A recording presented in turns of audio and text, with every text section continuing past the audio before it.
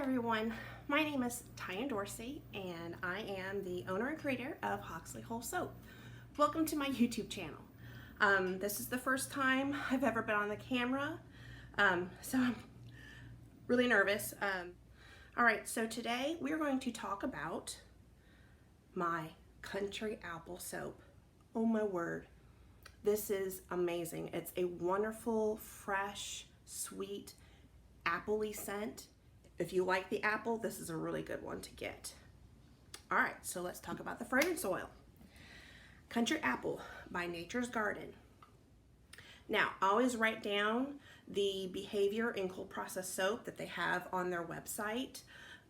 So this one had no separation, no acceleration, no ricing, no discoloration, and it had a good scent level, which means that there's a light, good, and strong. This one's the medium range. The IFRA rating for cold process soap is a 5%, so that's what I used.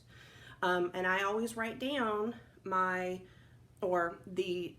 flash point on the fragrance oil, which this one is 155 degrees. I like to oven process all my soaps, which it forces the gel, gel phase. And so that's what I like to do with my soap. Therefore, I had to really pay attention to this one, and I monitored. I looked in on it like every 45 minutes for about 3 hours, and I remove the soap out of my oven after 3 hours. I find that I don't need to leave it in there overnight. At least I've never had an issue with that. And so I have my handheld thermometer, and I just monitored it and took the temperature, because oven processing is you put your oven at the lowest temperature, which is between 170 175. My oven only goes to 175, and so when you put your soap loaf in there after you poured it, you turn your oven off and you let it sit. Most of the time people just let it sit overnight, which is fine, but I like to remove mine after about 3 hours. Now, it did say that there was no ricing. However, I had a little bit of ricing on it. It stick blended right out, so it wasn't a major issue, but it was there. So that's this one, and I think it's an amazing fragrance oil. It stuck around.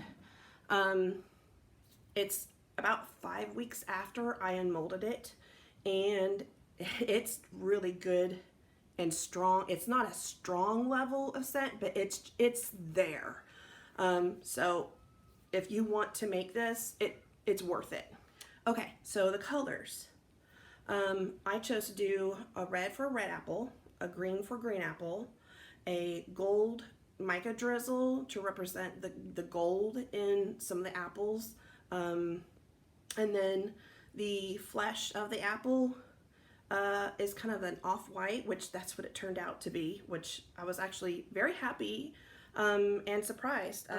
So the red, I used Firecracker by Nurture Soap, and it's a really pretty red. I find it worked very, very well.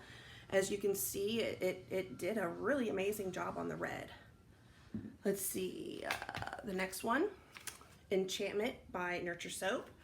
It's a very pretty limeish green. I love it. I just think it's a beautiful little green. Then for the mica drizzle on top, I used Nurture Soap Gold Dust, Echo Glitter, and I just mixed it with a little bit of olive oil, and it just turned into a beautiful drizzle. The white portion, I always use titanium dioxide on all of my soaps. If it's just a little, I want a white portion, I just put a little bit TD in there. Like I said, this one turned out to an ivory white, which is actually pretty indicative of the color of the flesh of the apple. So it was a pleasant surprise. Let's see, my lye solution.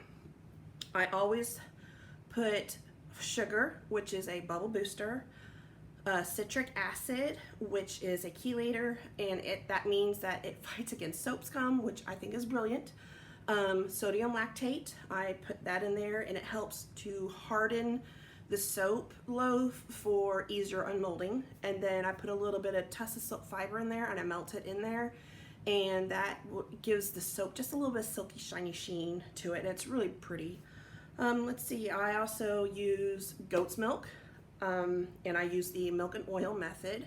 So as you can see in the video that you're getting ready to watch, I pour that into the oil first, blend it, and then I put in all my lye solution with the additives. Let's see, the design. I did a drop swirl, which means that it's exactly what it says. You put your base color down, which was the white for me, and then I poured, I believe, the red first, and then the green on top. I can't remember. So that's, you just drop it in there, and that's your pattern.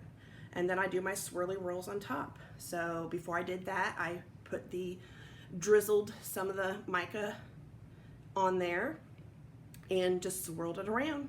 And then I got this beautiful, wonderful smelling, sweet, appley, it's a fresh apple scent. It smells amazing. And if you're interested in getting this bar, it is on HoxleyWholeSoap.com. So let's go watch me make this soap. All right.